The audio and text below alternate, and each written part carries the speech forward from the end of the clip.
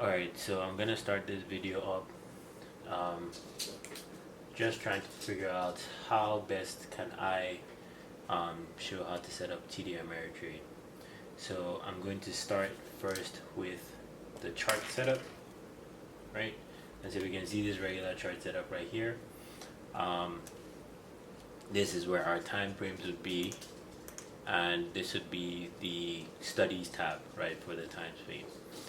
So the studies that we use, or that I use specifically, would be the moving averages and the pivot points.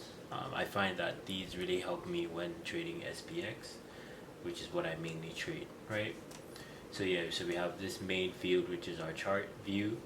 Then we have our watch list to the left, and then I like to keep a chart of the VIX, which is the fear index.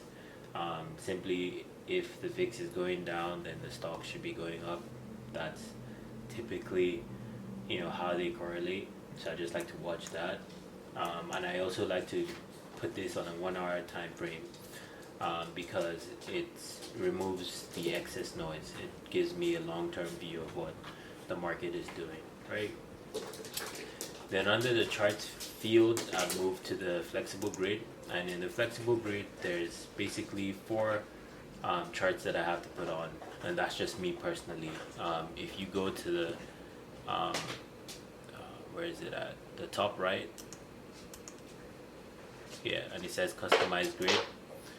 You can add more and remove as you would like. Okay, all right. So let's start first with setting up this chart space. So we go click on this beaker up here. Then we would look for the studies that we would like to add, right? So for this chart, I have the 9 exponential moving average, the pivot points, and in some charts we would have implied volatility and the MACD. Now when you go in, press the gears, when you click the gear tab right here, you can basically change the length, which is the number of periods your moving average is recorded for. So there's 9, there's 20, there's 50, there's 200, but this is where you would do it if you wanted to add a 50 moving average, a 9 moving average, and a 200 moving average, right? You can also change the color here. So let's do that. Let's add another moving average. So moving, or rather do exponential. All right, double click that. We have that up here.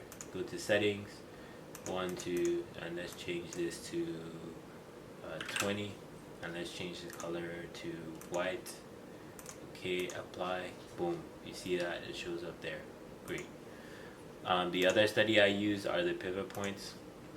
Like I said, I feel like this pretty much shows good support and resistance levels, and you should see it's color coded right here. For simplicity, I keep it numerical. I draw the line like this, and I keep it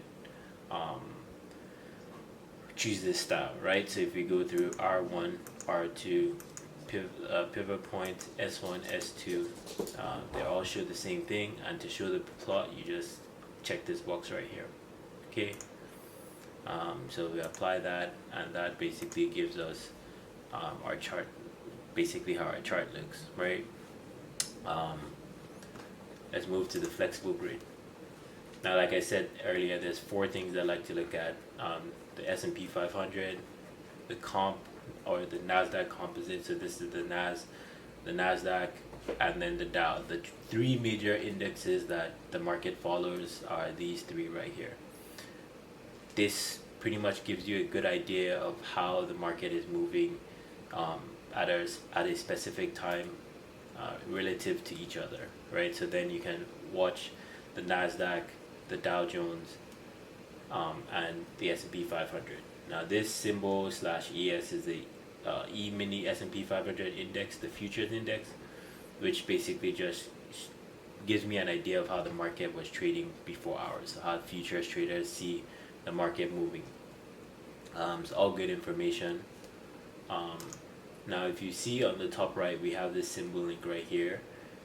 Basically this is linked to my watch list. So essentially if I click this, then the chart automatically changes and works accordingly, I guess. I don't know why this is taking time to come up, but let's see if we can get, okay, SPY, right? Great. And SPY is the ETF mini, or think of it as 10, is it 10 or 100? I think it's 100 times. So if you divide the S&P by SPX by 100, then you get, or by 10, sorry, then you get the SPY, and it pretty much moves identically. Yes. So with the SPY, okay, what else can we add to this chart? If you go to the bottom part of the chart right here, you see your active tools. Here's like a shortcut to your for price levels, right? So you can delete that. Fibonacci, some people trade with that. Trend lines, trend channels, box, circles, rectangles, things like that. Pan. This is just basically a simple way for you to get to the tools that you're looking for quickly. You can also get through them here, but that's like so many button clicks. Same for the studies. You can add quick studies right here. You can edit your studies. You can remove all your studies, but this is also a quicker way to get to your edit studies tab. You would find things like the RSI, MACD, ADX. There's so many studies you can add to your chart, and that basically works for everybody. Has different studies that they look at, but me specifically, I work with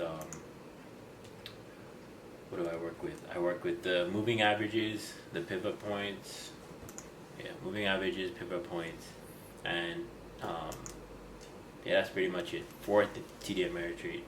I'll make a different video showing the things that I look for, or when I use either TradingView or stock charts, because SPX, there's no volume on TD Ameritrade, so you won't be able to use volume-based studies, kind of like the MACD or the ADX or the